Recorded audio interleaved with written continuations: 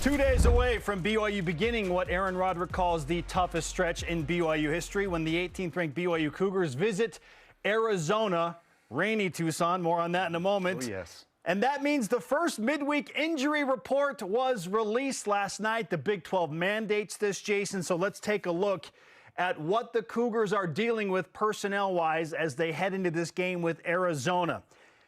In terms of those out, no surprises there. We knew about Sione Moa, we knew about JoJo Phillips and Che Bryant-Strother. So no movement there. Doubtful, however, is linebacker Jack Kelly. In the questionable category, defensive back Tommy Prasis. And on the defensive line, Anisi Purcell. Probable, Isaiah Glasker, Siale Acera, Enoch Nawahine, Nusi Taumoi Peau, Naki Tuakoi, Miles Hall, and Jonathan Cabella. That's a long list, but at least 7 of those guys are in the probable category. Yes, better that than the questionable, doubtful, or out category. Jason, are there any straight-up surprises for you on BYU's midweek injury report? The quick answer is no. There would be some surprises if a lot of these, certainly linebackers that we're seeing on the probable were on something a little more dire. But the fact that they are probable leads you to believe that they're in all likelihood going to play. So that's certainly good news.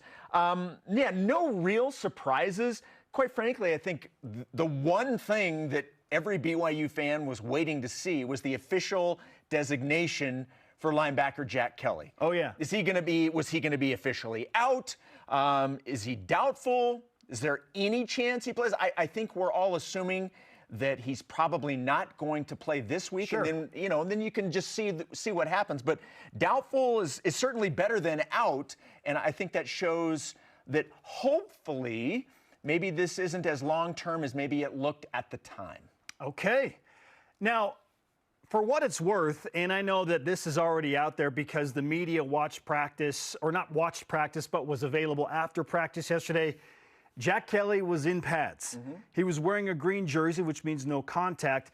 Frankly, I'm surprised, based on what we saw happen on Saturday and the way he walked off the field with the trainers, that he's even in the doubtful category. I thought we would just see him in the out, right? What are you going to do if come Saturday night, Jack Kelly goes out there on the field and is in the lineup? Can you imagine with how – now, again, I'm not expecting that. Sure. But the fact that he's doubtful it means he's not out. So you talk about going from as bad as it looked on Saturday to, I'm with you, even the designation of just doubtful is a massive increase in optimism. Sure. I don't think we're going to see Jack Kelly play against Arizona. But frankly, you're talking about how would I feel if I did see him run out there. I kind of already felt that when I saw him in pads this week in practice and thought, really? Like, you are okay enough to be wearing pads and to be in some capacity practicing with the team? So I already had my wow moment. He is different. He is an absolute beast. And frankly, I think that if the trainer said, it's up to you, he would play against Arizona. But this is probably the smart, not probably, it is the smart thing to do, to just let him rest this week and get ready for BYU showdown against Utah. If you and I went through what Jack Kelly went through in that game, you and I'd be in full body cast. I would be making somebody walk around like a 6-foot perimeter, making sure nobody got close to me. Yes. That's how soft I am, okay? That's not Jack Kelly. Jack is of the same ilk that Kyle Van Noy, the cloth that he's cut from. Kyle had an orbital bone fracture. He broke his face last year and didn't miss a game. He did not miss a game. It's crazy, right? It's unbelievable. They're just different. And so that was very encouraging. In terms of like surprises, it was nice to see Jonathan Cabella's name pop back up on the list. He hasn't been available all year. So he's available now. He's at the end of that probable category. And yeah, we're all breathing a sigh of relief, speaking of BYU, that Isaiah Glasker is probable, Jason. I love that he's anticipated to play. Though BYU's linebacking core, all in some capacity banged up apparently. Yeah. Like that is concerning for me. Yeah, and look, and I was not, look, I assumed that the designation would be probable, but at no point did I feel like Isaiah Glasgow was not going to play this week. Sure. It just based off of the way he was trying to get back into the game. Sure. We even saw him on the field after the initial injury, and then the way Kalani talked about it post-game, it was definitely more precautionary than anything else. So I fully expected him to be ready to go for Saturday night. Yes. Okay. So better than anticipated based on what we were all feeling in the middle of the BYU West Virginia game last week. Oh, yeah, 100%. Okay, something else that you brought up just sort of in passing in terms of a factor in this game is going to be the weather. Saturday night, thanks to Hurricane Priscilla, there is going to be a significant amount of rain going through Arizona and specifically the Tucson area. On Saturday, they're expecting a high of about 86, a low of 73, but a 96% chance of rain. And Hurricane Priscilla could cause monsoon-like weather in the Tucson area. And for more on the weather situation in southern Arizona, let's go to our BYU Sports Nation meteorologist, Spencer Linton, at the board. Spencer. Yes, thank you, Jason. Let me make sure my clicker over here is working correctly. To give you your weather report as we look at this gathering storm, what we're dealing with here is the remnants of Hurricane Priscilla, as you mentioned, Jason, a weakened tropical storm that will interact in a small way with a dip in the jet stream to bring this moisture-rich system to the southwest, impacting states like Utah and Arizona. In fact, as many as 4 to 6 inches of rain expected in some areas around Tucson. We're all hoping it avoids the football game as much as possible, Jason, but when you have that super hot air gathering over Tucson, we're expecting temperatures pushing 100 degrees on Thursday and Friday. That bit of cool air, and again, Priscilla, the impact there, when that combines, oh, you better watch. Have your umbrellas ready. It's going to rain, folks, in Tucson. Isn't this a super amazing high-definition graphic we have working right here? Look, from what I understand, ChatGPT can do wonders. I don't know what you're talking about, Jason. I didn't look at anything that had to do with ChatGPT in the weather forecast in Tucson. This is 10 minutes of real meteorology work. Yeah. It does sound like, though, that some of the BYU players may take advantage of this with a little fun time.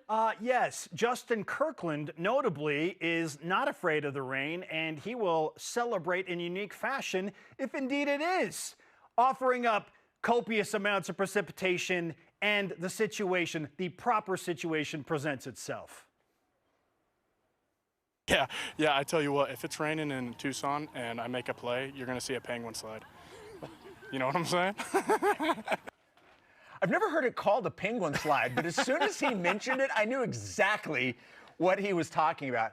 I'm not going to lie, Spencer. I am super jealous that you got to be the one at the board. I have always wanted to pretend I was a meteorologist. Well, let's just go ahead and make that happen in the future. Look, doing baseball games with me, I love to give the weather updates from the dugout. I'm super jealous. Our resident dugout meteorologist. There's something about it. On a serious note, though, what kind of impact do you think that the weather could play in this? Listen, I was holding out hope that maybe the chances would go down, but it's up to 96% chance of rain, and it looks like, based on the actual radar, that it's only going to get more significant as we push further into the afternoon and into the evening. Yeah. And you know as well as I know, in the Southwest, in Arizona, when you have that hot air combined with the precipitation, lightning storms, like it could literally be electric in that area. We could be dealing with significant delays. Game kicks at 5 Arizona time. Ugh. I hope that this game finishes within a 4 to 4.5 hour window. Yeah, what you just mentioned is actually probably in terms, look, there's going to be the actual precipitation and that. And look, Arizona is not used to getting that type of moisture, especially in a short period of time. So obviously you worry about flash flooding, and you worry about, I don't know what type of drainage system the stadium itself has. So, there's all of those, but you mentioned the lightning, and anybody that's ever been to a sporting event, when there's lightning in the area, it's usually within 8 miles. If there is a lightning strike within 8 miles, you are immediately in a minimum of a 30-minute lightning weather delay. And if at any point during those 30 minutes you have another lightning strike, you have to reset that 30-minute clock before you can go. So you could get to 29 minutes and 58 seconds, and there's a lightning strike, and you have to go back to 30. It's the worst. So that, I think, could be the thing that causes the most harm to this, is just prolonging all of these delays. And it's always more difficult on the road team because you're not in your locker room. It's not typically a nice locker room. That's an older stadium. I can't imagine the conditions are great to hang out in that locker room for a while. So hoping that it doesn't come to that. In terms of actual game play, both of these teams I feel like need to pass. Yeah. But if it rains enough, both may be forced to just grind it out and run a lot. And Jason. turnovers could be an issue if things get sloppy. So, it's going to play a factor. It's just how much. Okay, so with the injury report we just showed you and the weather report that we just gave to you on our Studio B big board, BYU is favored by 1.5 points over Arizona. According to experts all around the country, SP Plus, Bill Connolly's metric, has BYU as a 3.1-point favorite, and FPI, the ESPN Football Power Index, says the Cougars have a 70% chance to win. So FPI, clearly the most favorable of those three numbers I just brought up, Jason. Are you buying, based on everything we've discussed, weather, injuries, venue, that this will be a close game? Yeah, I think it will be a close game for a lot of different factors. I will say I did think that the 1.5 that BYU's favored was a tad low. I thought it would come in around 3.5.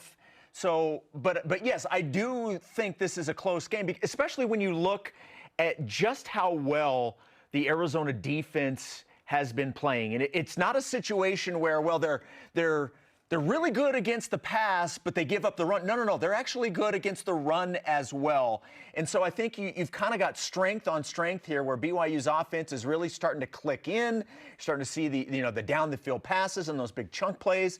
But then you've also got this defense that has been very, very stout. And yes, they played the majority of their games at home, but guess where this one's being played? It's being played in Tucson.